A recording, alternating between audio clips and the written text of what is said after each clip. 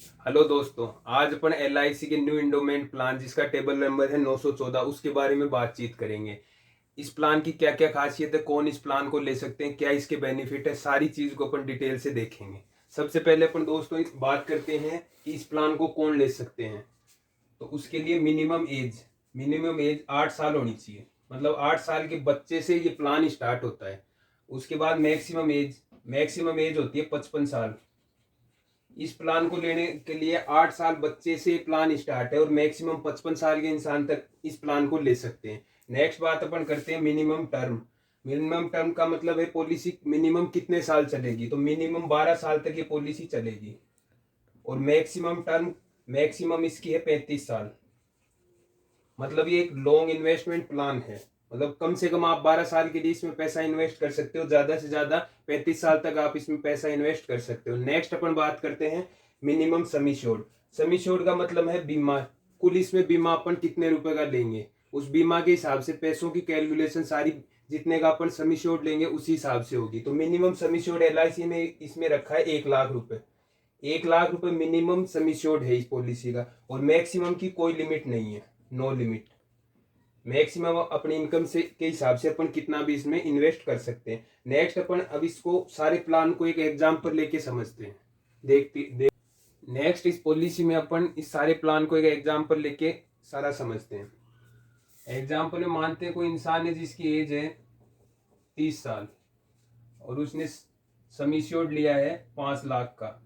5 लाख का उसने बीमा लिया है, ठीक है। और पॉलिसी टर्म उसने 21 साल की चुनी है, ठीक है। मतलब 30 साल का कोई बंदा है, उसने 21 साल की पॉलिसी टर्म ली है और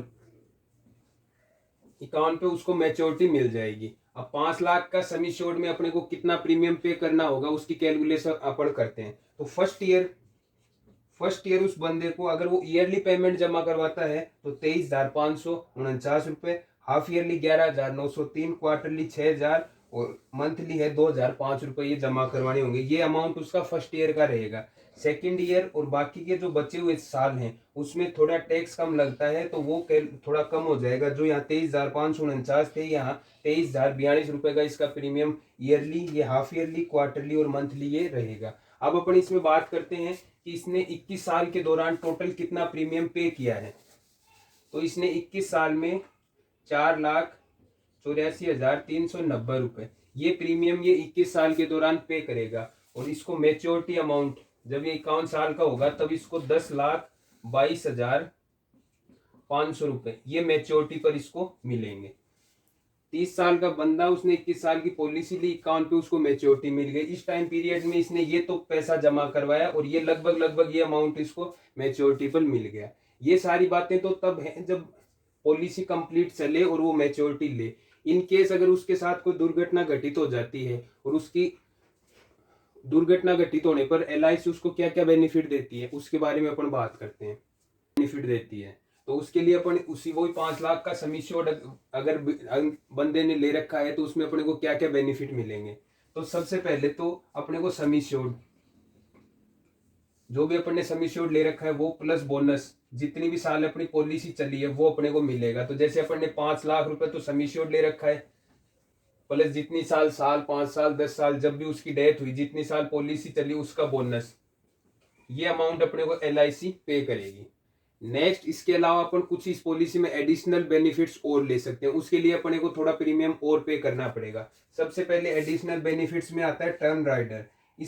इसको अपन लेते हैं तो उसमें थोड़ा सा प्रीमियम अपने को और पे करना पड़ेगा। लेकिन इन केस अगर डेथ होती है, नेचुरल डेथ होती है, तो टर्म राइडर के अपने को 5 लाख रुपए और मिल जाएंगे। मतलब यहाँ ये 5 लाख अगर अपन ने ये ले रखा है, टर्म राइडर ले रखा है, तो इसके 5 लाख रुपए इन सब के अलावा और मिलेंगे।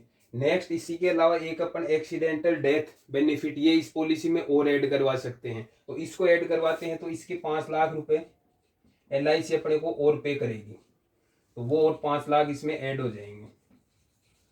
अगर अपन ने पॉलिसी ली है और इसमें ये दो एडिशनल बेनिफिट्स और ऐड करवाए हैं और इन केस अगर बंदे की डेथ हो जाती है तो अपने को 15 लाख रुपए तो ये मिले LIC की तरफ से पे होंगे।